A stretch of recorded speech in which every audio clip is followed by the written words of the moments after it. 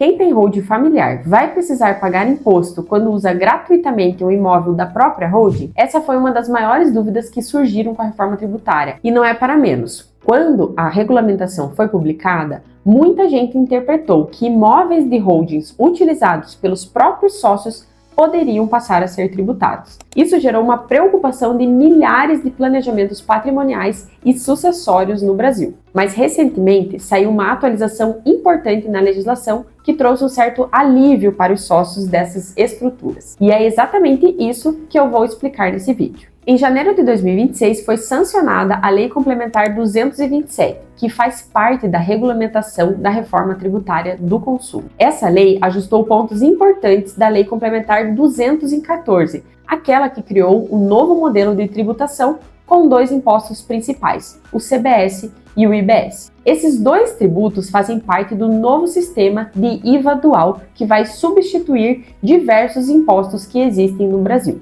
E entre as regras criadas, passou a existir a previsão de tributação sobre operações envolvendo imóveis, como, por exemplo, locação, arrendamento e cessão onerosa de bens. A estimativa é que a alíquota combinada desses dois tributos possa chegar perto de 28%, mas com um redutor de 70% em algumas operações imobiliárias, o que reduziria a carga efetiva para algo próximo de 8,4%. Até aqui, estamos falando de operações pagas, como o aluguel, por exemplo. O problema apareceu quando a legislação também mencionou a possibilidade de tributação sobre o fornecimento não oneroso de bens, ou seja, bens disponibilizados de maneira gratuita. Isso é extremamente comum em planejamentos patrimoniais. E foi aí que surgiu essa grande dúvida.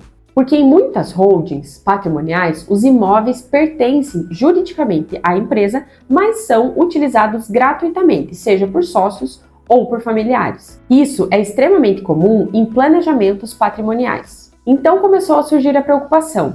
Será que o simples uso gratuito de um imóvel de holding poderia gerar imposto?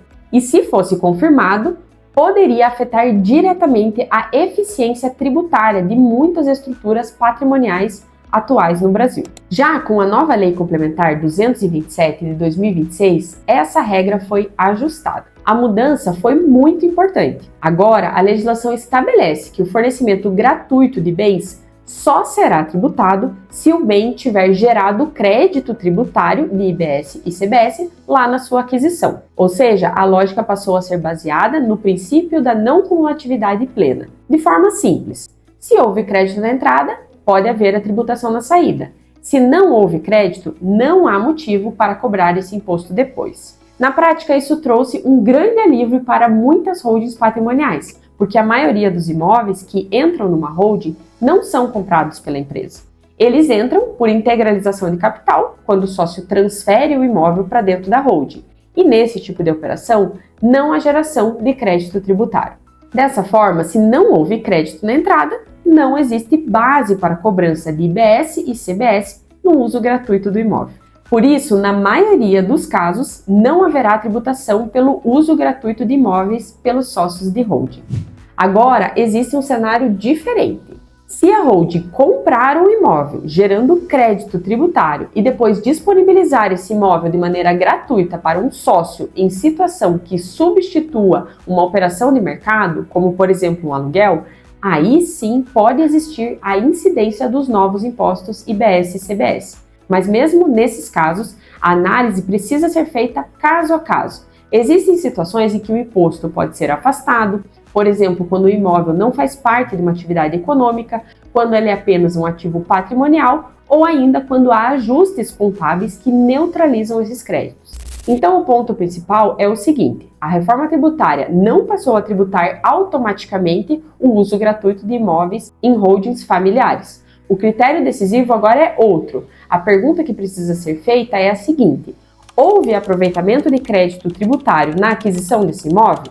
Se não houve crédito, em regra, não haverá incidência do IBS-CBS sobre o uso gratuito. Se você tem uma holding patrimonial ou se está estruturando um planejamento sucessório, é muito importante acompanhar as mudanças que estão acontecendo com relação à reforma tributária, porque muitos detalhes ainda estão sendo regulamentados. E se esse vídeo te ajudou a entender melhor sobre esse tema, já deixa o like aqui e se inscreve no canal. Aqui a gente está sempre trazendo atualizações importantes sobre imposto de renda, contabilidade e reforma tributária. E se você precisa de orientação especializada para analisar a estrutura da sua holding, os links de contato da Novaq estão aqui na descrição do vídeo. Até a próxima!